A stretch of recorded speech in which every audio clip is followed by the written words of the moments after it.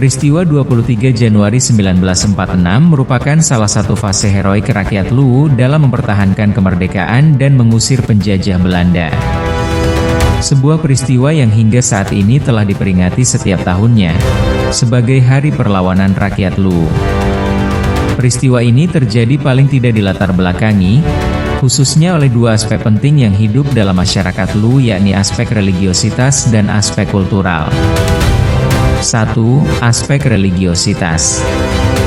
Aspek ini dapat dilihat dari tindakan atau perlakuan pasukan Belanda terhadap pengurus masjid dan Al-Quran sebagai pedoman umat Islam. Peristiwa ini terjadi sebelum meletusnya peristiwa 23 Januari 1946. Saat itu, para pemuda pejuang yang sebelumnya telah melakukan perampasan senjata tentara dari tangsi-tangsi Jepang mendapat tekanan dari Belanda. Ketika Belanda masuk kembali ke Tanah Luwu bersama pasukan Australia, mereka kemudian mencari senjata-senjata Jepang yang telah dirampas pejuang. Dengan penuh kepongahan, tentara Belanda melakukan penggeledahan ke berbagai tempat, termasuk di wilayah Bua, untuk mengambil kembali senjata pasukan Jepang yang dirampas para pejuang. Pada tanggal 20 Januari 1946, tentara-tentara ini kemudian masuk ke dalam Masjid Bua tanpa membuka sepatu. Mereka bahkan merobek-robek dan menginjak-injak Al-Quran. Tidak sampai di situ, beberapa tentara Belanda itu pun menyiksa dan melukai penjaga masjid atau doja yang ingin menghalangi aksi mereka. 2. Aspek kultural. Peristiwa terkait aspek kultural ini juga terjadi tidak lama berselang. Rangkaian peristiwa yang terjadi di Bua ini terus berlanjut. Sekitar pukul 3 dini hari tanggal 21 Januari 1946, pasukan Belanda melanjutkan operasinya dengan menggeledah rumah Andi Gao Opugawe, kepala distrik yang juga merupakan Madika Bua yang dituduh menyimpan senjata yang dirampas dan melindungi para pejuang. Opugawe adalah saudara kandung Andi Kambo, Ibunda Datu Luwu, Andi Jema.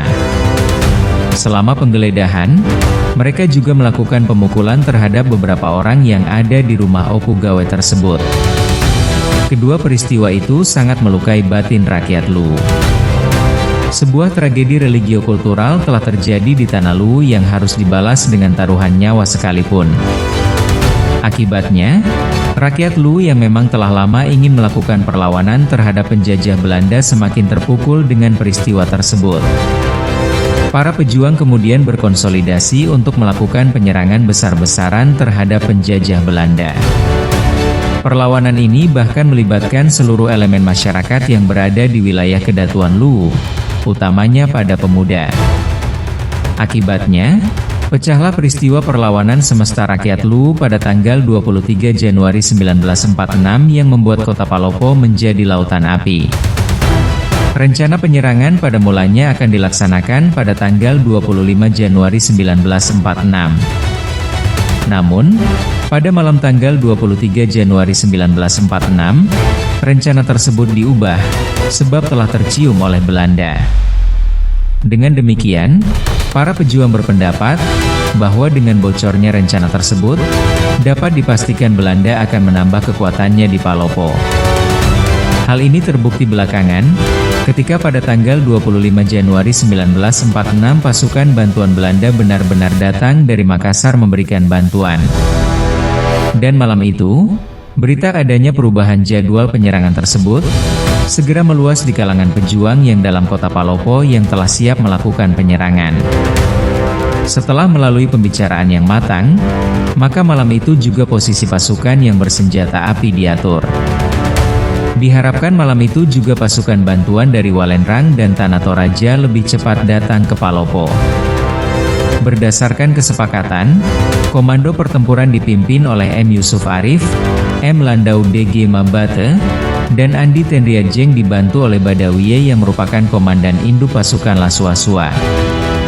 Terdapat pula 6 orang anggota ordinans atau penghubung, yaitu Radi Abdullah, Abdurrahim Usman, Usman Said, Abdurrahman Rashid, Umar Abdullah, dan M. Rahman Said. Kesatuan yang bergerak dari Bua terdiri dari 3 kelompok, yaitu pasukan pertama dipimpin oleh Adi Wijaya dan Raden Sujono. Pasukan kedua dipimpin oleh Laguli dan Mustafa Lamba. Pasukan ketiga yang bersenjatakan tombak dan badik dengan beberapa pucuk senjata di bawah pimpinan Andi Sultani.